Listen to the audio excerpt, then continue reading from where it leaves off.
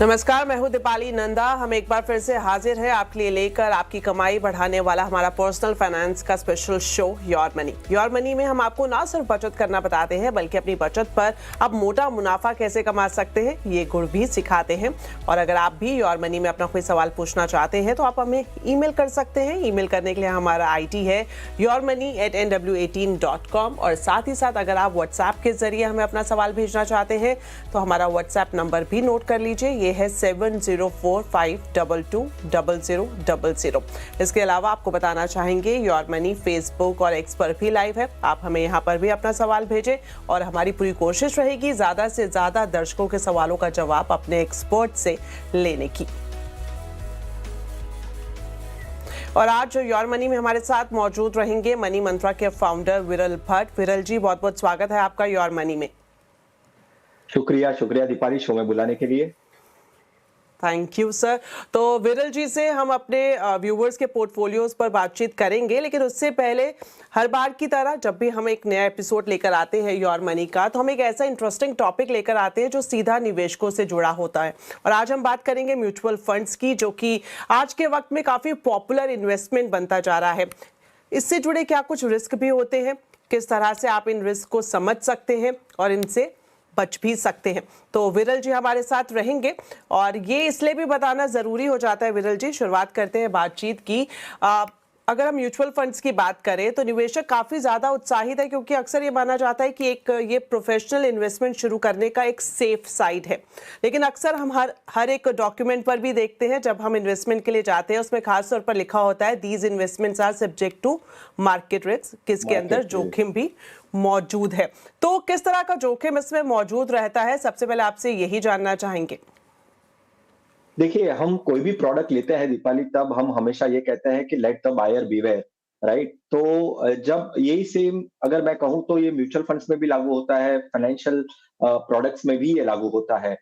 इसीलिए ये डिस्क्लेमर भी है कि mutual funds are subject to market risk, please read the document carefully.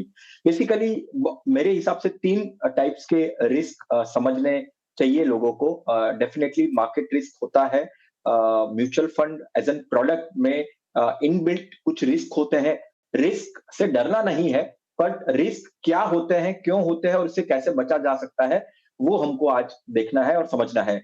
Mainly तो 3 रिस्क होते हैं, एक होता है मार्केट रिस्क, एक होता है प्रोडक्ट रिस्क और तीसरा होता है behavioural risk in terms of अगर जब हम म्यूचुअल फंड में निवेश करते हैं।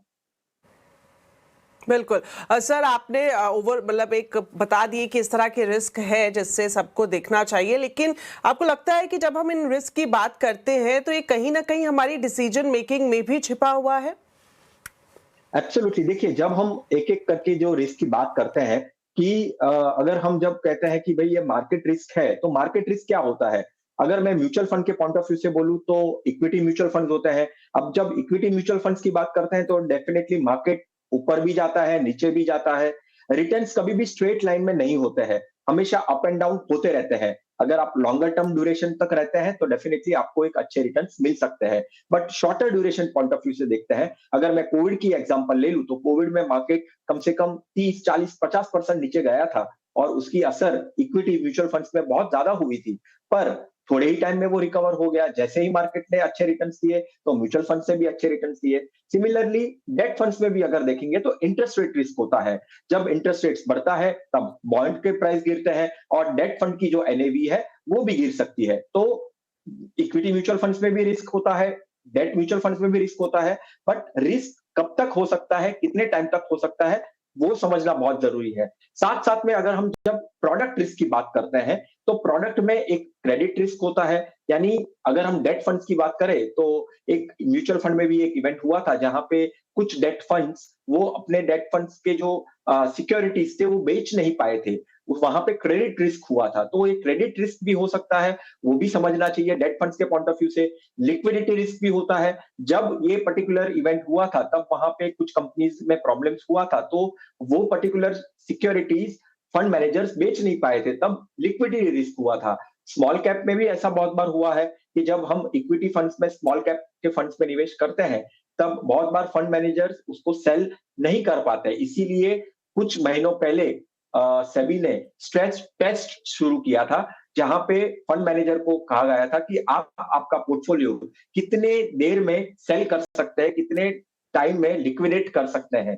तो ये सारी चीजें definitely SEBI as a regulatory body बहुत सारे इनिशिएटिव्स लेता रहता है निवेशकों के हित के पीछे अगर देखें तो डेफिनेटली कहीं ना कहीं जैसे क्रेडिट रिस्क हो गया, लिक्विडिटी रिस्क हो गया और कॉन्सेंट्रेशन रिस्क। प्रोडक्ट रिस्क में कॉन्सेंट्रेशन रिस्क भी होता है जहां पे सेक्टोरियल फंड, सिमेट्रिक फंड्स बहुत ही कॉन्सेंट्रेटेड रिस्क रहते हैं। तो ये सब जो चीज होते हैं, मार्केट रिस्क होता है, प्रोडक्ट रिस्क होता है और एक साथ में बिहेवियरल रिस्क होता है जहां पे as an person, as an investor जब मैं निवेश करता हूं तो मुझे मार्केट बहुत ही रिस्की लगने लगता है। तो मैं क्या करता हूं, मैं एसआईपी को बंद कर देता हूं, मैं लास्ट ईयर के परफॉर्मेंस से अभी के परफॉर्मेंस को मैच करने लगता हूं। हर 6 महीनों में मैं पोर्टफोलियो को चेंज करने लगता हूं।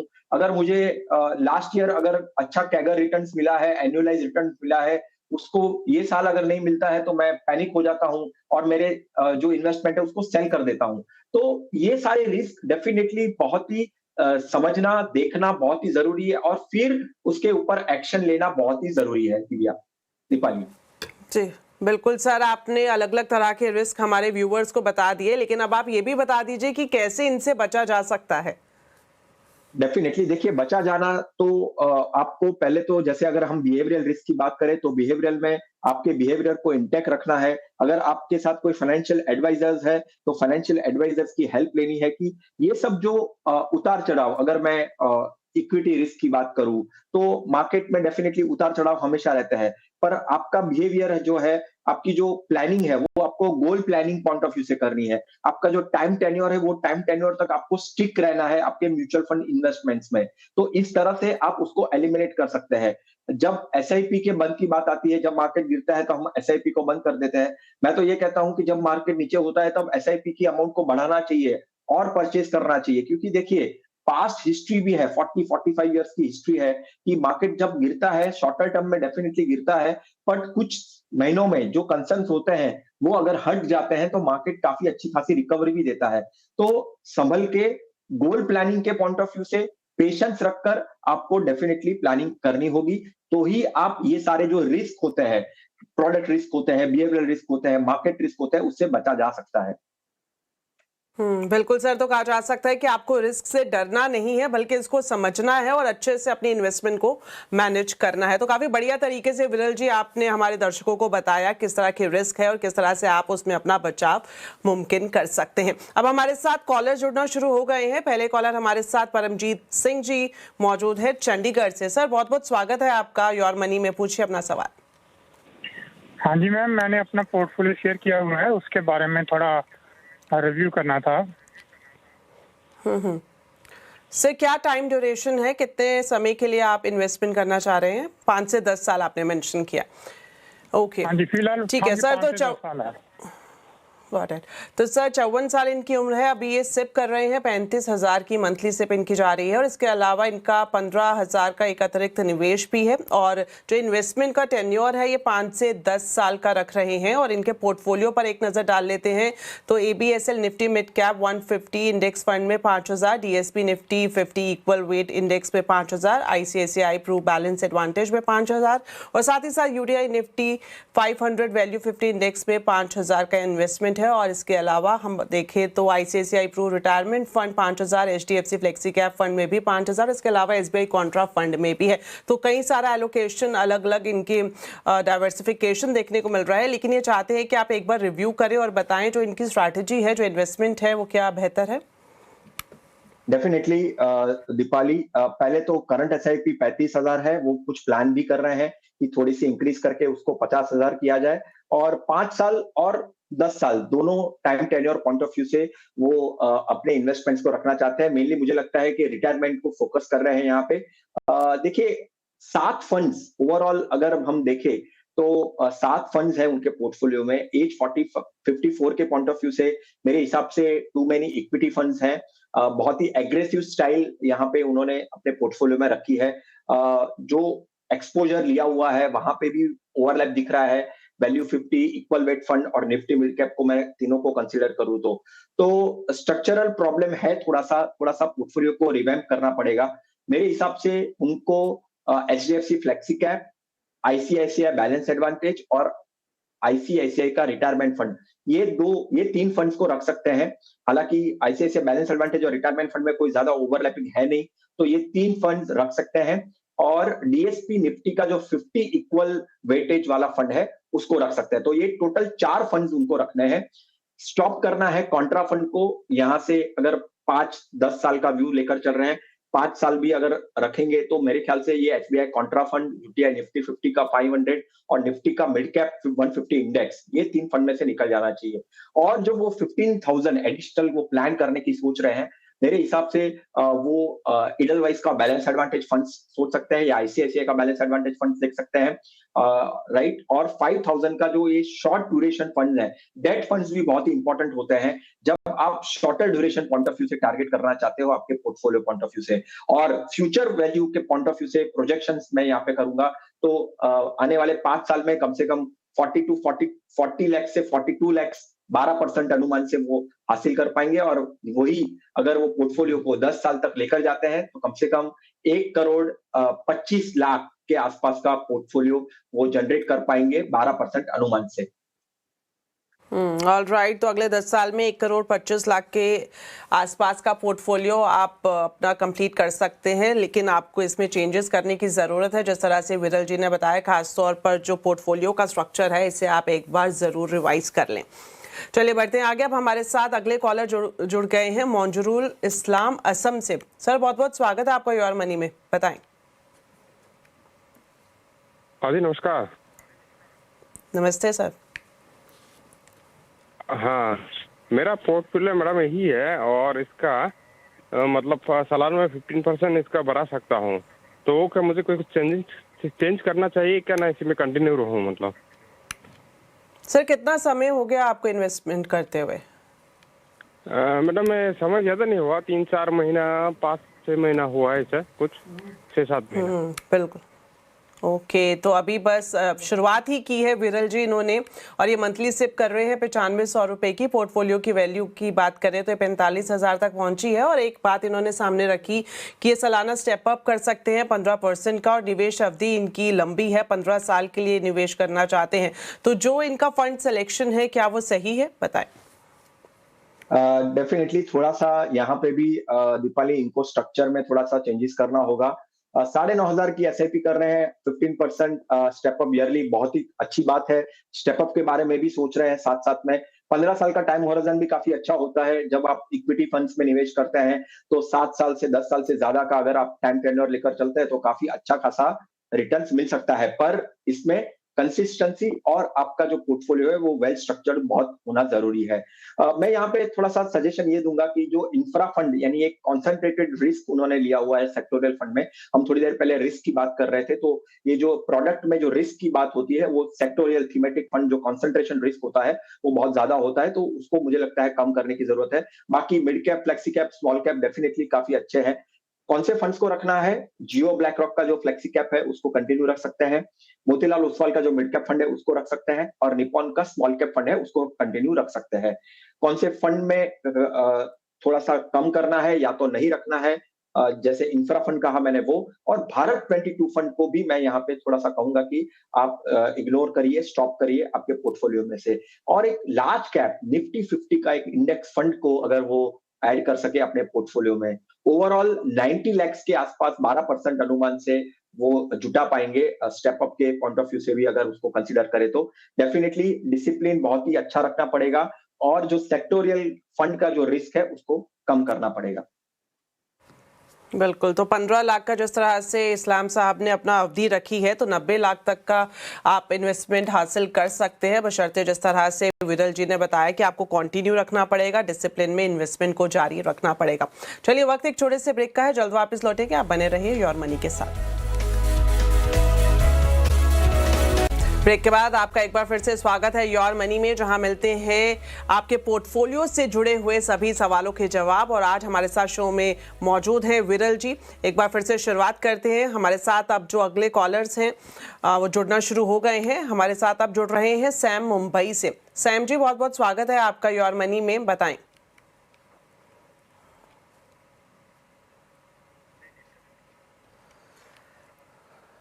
ठीक है, तो इनका सवाल मैं पूछ लेती हूँ विरल जी, जो इन्होंने हमें भेजा है अपना पूरा पोर्टफोलियो की डिटेल्स एक बार मैं आपको बता देती हूँ। इनकी उम्र की बात करें तो 42 साल इनकी उम्र है और ये मंथली सिप कर रहे हैं 2 लाख की, और पोर्टफोलियो की वैल्यू 34 लाख है, और ये चाहते हैं कि जो 25 साल में इनका लक्ष्य है वो 30 करोड़ हासिल करने का है।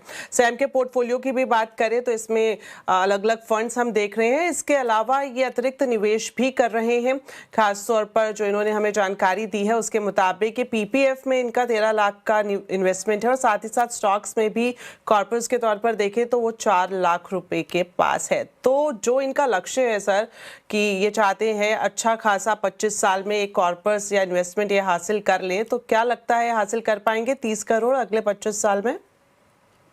डेफिनेटली, यानी एम्बिशियस काफी गोल है दीपाली, और इट इज वेरी डिफिकल्ट अगर हम देखें इन टर्म्स ऑफ अभी के ग्रोथ के पॉइंट ऑफ व्यू से भी देखें, यानी जो टाइम में उनको जो शुरुआत की थी और शुरुआत से अभी तक के भी अगर देखें, वो ग्रोथ के पॉइंट ऑफ व्यू से भी सोचे तो भी पॉसिबल नहीं है।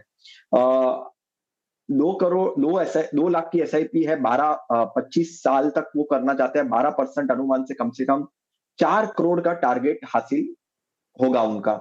यानी अगर वो टारगेट वो 4 करोड़ का रखेंगे तो 4 करोड़ हासिल हो जाएंगे 12% अनुमान से, अगर रखे 25 साल में, आने वाले 25 साल में।